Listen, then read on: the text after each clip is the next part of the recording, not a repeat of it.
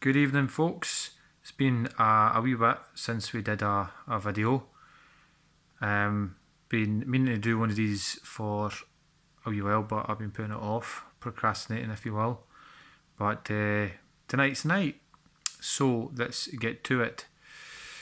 We're going to have a look at a few of the Society's kit, if you will, in a wee bit closer detail than we might do at events, because people are pretty much taken away by the fact that they're standing in front of a guy fully kitted out in chainmail and so on and so forth to notice all the items that he has on him. So we're going to have a wee look at them. The main reason I wanted to do this video was one item in particular, but I didn't think that I could do a video on just one piece of kit, so this is why I'm doing this the way we're doing it today. So the first item we've got in front of us here is a dagger, not a sword. Sorry folks if that's confusing. This one here, it's a beautiful dagger, and whenever somebody refers to Bruce stabbing John Cummin with a dagger, if I can do this one-handed, and I shall show you. There we go, and that's it. So it's a beautiful piece of weaponry and part of what would be expected a man of nobility to be carrying, something like that. Certainly something you could use to eat your steak with, that's for sure. So we've got that dagger there. It's for Sir John de Graham's kit. It's a lovely piece that usually gets forgotten because it's usually attached to the back of his sword belt, and it usually gets missed. But especially the ornate handle, just for a little bit of class. The next item I'm going to show, because I'm going to leave the one I wanted to do the video on till last, is this piece. It's a reproduction, like a cavalryman's axe, and a wee bit of history, if you will. It's this type of axe that is believed to be the one that King Robert the Bruce used to kill Sir Henry de Bohun on the first day of battle at Bannockburn. And the reason that this is the axe, or an axe similar to this, is believed to be the weapon of choice, is when doing the recreative experiments, obviously not on a real person, but using the medieval defensive helmets of the day, they discovered that the blunt edge of the axe just simply could not do the damage detailed as having occurred to Sir Henry de Bohun. However, this nasty bit on the end here, this little spike, it can do the damage that has been noted in the records. And if you look, we've got a nice helmet here, and you can see with enough force smashing into the helmet, it would puncture right through, and if you hit it right in the right place, it would split right through that helmet and well, into the gooiness of the head inside. This axe in particular is a movie prop. It looks really authentic when you see it in person. It looks like it could do some damage, but it's a reproduction. It was used in the film Outlaw King, and we were lucky to be queefed it by Sigma Films in Glasgow when they were clearing out some of the excess movie props from that film. It's one of my favourite items that they gave us, and so Sir John de Graham usually gets to use that. now we're going to move on to the back item here. This is the sword that we use for Sir John de Graham. It's a typical sword style for a knight of Sir John de Graham's class. It can be used both as a two-handed or as a one-handed. It's a lovely piece of weaponry for a knight to be wielding on the battlefield, especially one such as Sir John de Graham, who was noted as Graham with the bright sword. And I don't know if the video picks it up, but it's a very shiny bright sword from where I'm sitting. Lastly, we're going to come to the piece of equipment that the society, I think, prizes more than anything. And by looking at it, it does look a little rusty. It does look a little bit bashed about. It certainly doesn't look spectacular in some minds to some of the other bits of the kit that we have in front of us.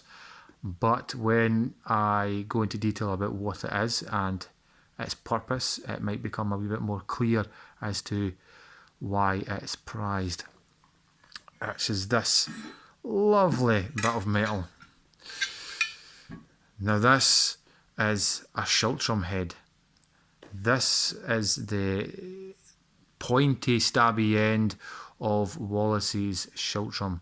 So you would have hundreds of men carrying big, long spears like this, pointing into the enemy. So this is a Schiltrom head, and to give you an example, this is a standard spearhead. It's blunted because of the purpose of reenactment. You don't want to stab anybody with it if you're using it in a formation or a display, but that's relatively the size of a spearhead compared to the Schiltrom spearhead, and that's for a specific purpose. The purpose being this was to stop heavy cavalry charge. So if you can imagine, you are one of Wallace's men on the battlefield and you're standing in front of probably the greatest army in Christendom, and they are charging their heavy horses at you quite fast. It's going to be like a car running into a pike. So it's going to be terrifying, but this piece of equipment used as it was by Wallace in a formation like a hedgehog, layered one on top of the other, the horses and the knights that were riding on top of them had no chance. They rode right into a wall and it was their end. At that point in medieval history, I do believe that such a feat had never occurred. Battles were usually won and lost depending on how much heavy cavalry you had, just simply because they could ride over the top of anything else that was on the field. But Wallace had no such cavalry in his army, so he had to use another tactic, and so the Schiltrom was devised. To say it was a purely original idea would probably be a grave error. I believe that they were going back to such formations as the Romans and other ancient warrior formations that came before, but never on this scale was a formation with such a weapon used against such an enemy that was coming into them, like the heavy cavalry charge.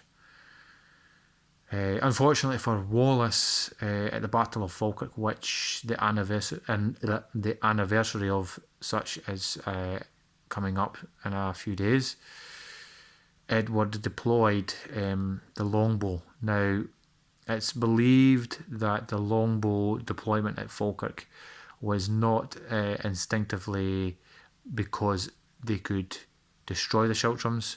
It was just a tactical decision which paid off for Edward.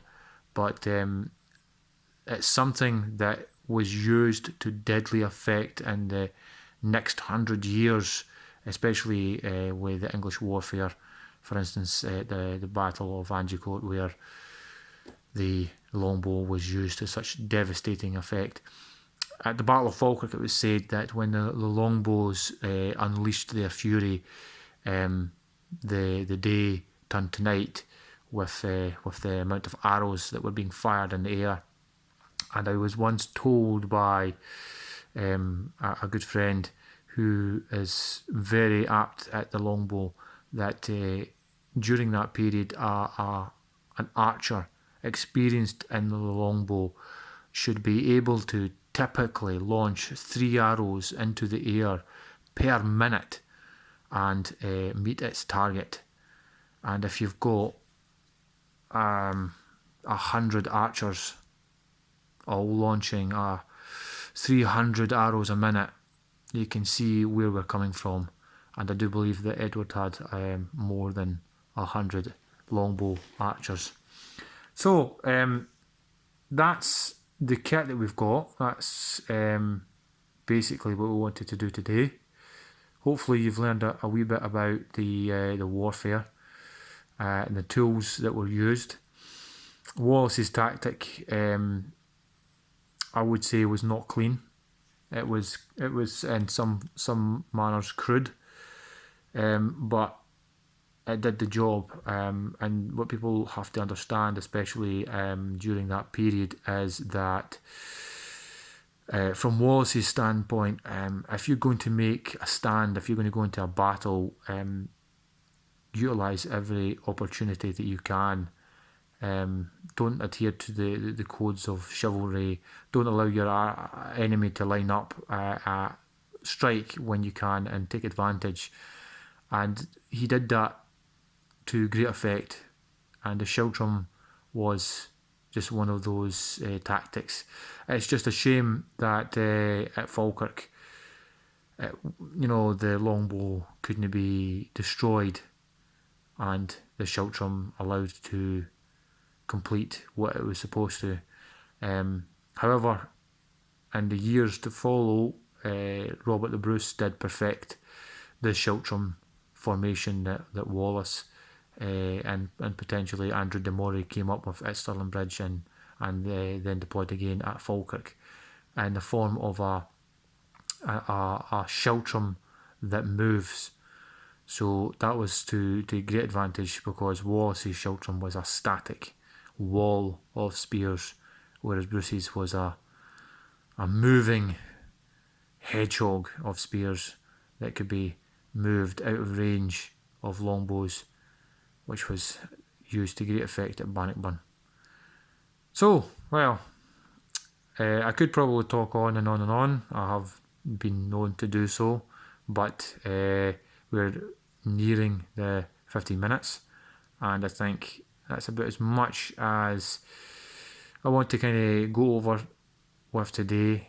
Normally I would say come along to one of the events and we can go into more detail over the items that we've got, or we can go into detail of some of the items that you don't see here today. I mean, we have maces and Morningstar flails and more kit than I ever thought that I would be housing in my own home. That's certainly for sure. But unfortunately we don't have any events currently due to the ongoing COVID-19 issue. But hopefully 2021 will be a better year and we will get back out to do events, and we'll notify you then, and maybe you can come along, speak to us in person, get a feel for the weapons. When you see us, don't hesitate to ask, as long as you're not running around waving it like a madman. We're more than happy to draw the swords and let you have a feel and see what it was like. Anyway, On that note, I'll say good night and stay safe. See you soon.